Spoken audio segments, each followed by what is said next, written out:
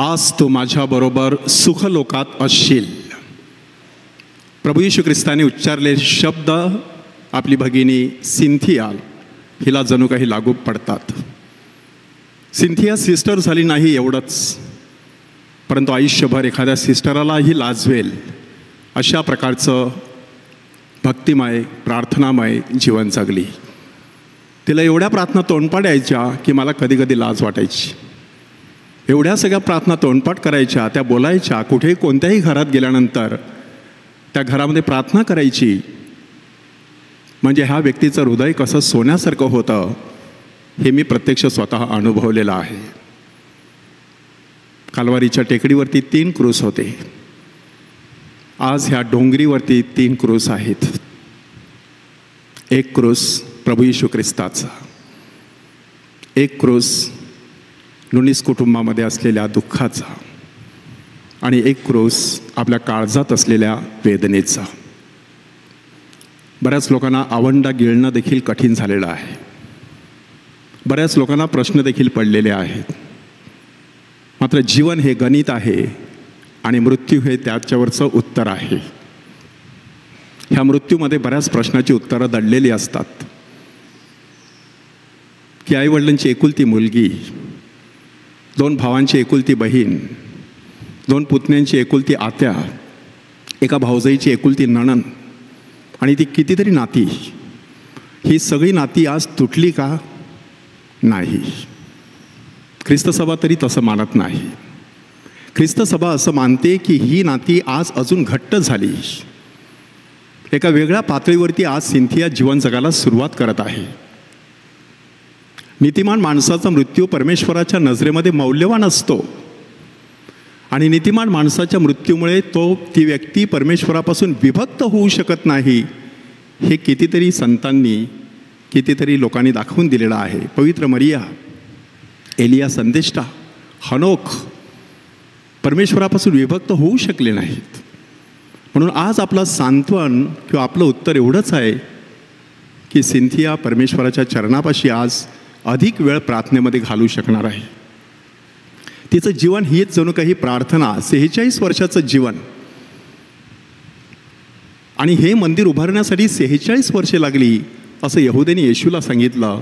हे मंदिर उभारण्यासाठी देखील परमेश्वराला 46 वर्षे पृथ्वी तलावर लागली. 40 दिवसांचा आजार, जणू काही 40 दिवसांचा प्रायश्चित्त काळ तिच्या जीवनाचा संपलेला आहे, आणि आतापासून पुनरुत्थान काळ तिच्या जीवनात सुरू झालेला आहे. ती आता स्वर्गामध्ये, स्वर्गीय नंदनवनामध्ये परमेश्वराचं स्तुतिगीत गाणार आहे. मग आपण असं दुःखी राहून कसं चालेल? परंतु आपण हाडामांसाची माणसं, आपल्याला देखील भावना आहेत, आपल्याला देखील कुठेतरी वेदना आहेत. ह्या पृथ्वी तलावरती ह्या वेदना अशाच सुरू राहणार आहेत. But let us never forget that every child that is born brings a message in the world that God is not yet disappointed with us. की ह्या जगात येणारी प्रत्येक व्यक्ती परमेश्वराचा काहीतरी संदेश घेऊन येते. सिंथियाने तो संदेश आपल्याला दिलेला आहे, तिच्या पद्धतीने दिलेला आहे. आज धर्मगुरूंची संख्या बघा. फादर बोनाने मला सांगितलं की माझे जेवढे धर्मगुरू मित्र नाहीत तेवढे तिचे धर्मगुरू मित्र होते. कशामुळे एवढ्या धर्मगुरूंच्या हृदयांना तिने स्पर्श केला असेल? बालसुलभ असं चेहऱ्यावरचं कोमल असं हास्य, स्मित हास्य, नर्म विनोद, फार मोठ्याने हसणं नाही, पण त्या हास्यामध्ये एक वेगळाच गोडवा, स्वर्गीय असं संगीत. आमच्या हृदयाची तार जणू काही तिने छेडलेली. आम्ही सर्वांनी तो अनुभव घेतलेला आहे. आज आपण सिंथियाला ह्या जगातून निरोप देत आहोत, पण आपला पूर्ण विश्वास आहे की आज सिंथिया परमेश्वराच्या चरणापाशी जात आहे. गेले 9 दिवस पवित्र मरीचा नोवेना आपण केला. काल आपण पवित्र मरीचा सण साजरा केला. आज आणखी तो पुढचा सोहळा साजरा करण्यासाठी सिंथिया परमेश्वराच्या चरणापाशी जात आहे. कालवारीच्या टेकडीवर असलेले 3 क्रूस पुन्हा एकदा आपल्याला खुणावत आहेत. त्या 3 क्रूसासाठी बिशप फुलटन शीन ह्यांनी 3 शब्द वापरलेले. ते शब्द देखील आज आपल्याला संदेश देत आहेत. साल्वातोर, साल्वांदूस आणि साल्वातूस. साल्वांदोर म्हणजे तारणारा. जीवनामध्ये कितीही मोठी अडचण आली, संकट आलं, दुःख आलं तरी तारणारा आहे ह्याच्यावरचा विश्वास ढळू द्यायचा नाही. आणि तो तारणारा कसा आहे? पुनरुत्थित आहे, नवसंजीवित आहे. म्हणून त्याच्या हाती आपण सिंथियाला सोपवत आहोत. साल्वान दुस म्हणजे डाव्या हाताकडचा चोर, की त्याचं तारण एवढ्या बाजूला होतं तरी देखील त्याचं तारण झालं नाही. आपल्याला सावधगिरीचा इशारा. परमेश्वर अगदी जवळ असू शकतो तरी देखील परमेश्वराला स्पर्श करण्याची सुबुद्धी माणसाला कधी कधी होत नाही. परंतु साल्वातूस म्हणजे ज्याचं तारण झालं तो उजव्या हाताकडचा चोर. अगदी शेवटच्या क्षणाला देखील माणसाचं तारण होऊ शकतं. पण तो शेवटचा दिवस नक्की कोणी ठरवायचं? कसा ठरवायचं? कोणाला त्याचा पत्ता असतो? खुद्द येशूने देखील सांगितलेलं आहे, ती घटका कोणालाच ठाऊक नाही.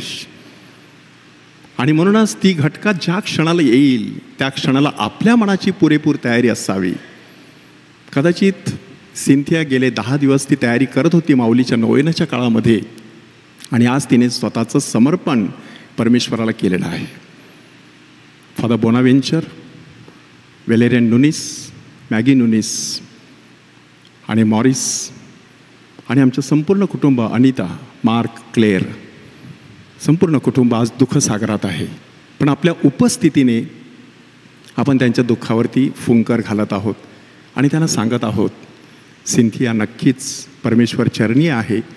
ह्या शब्दाने, ह्या भावनेने आपण सिंथियाला परमेश्वराच्या हाती सोपवूया आणि प्रभूचे शब्द पुन्हा एकदा आपलं ऐकण्याचा प्रयत्न करूया.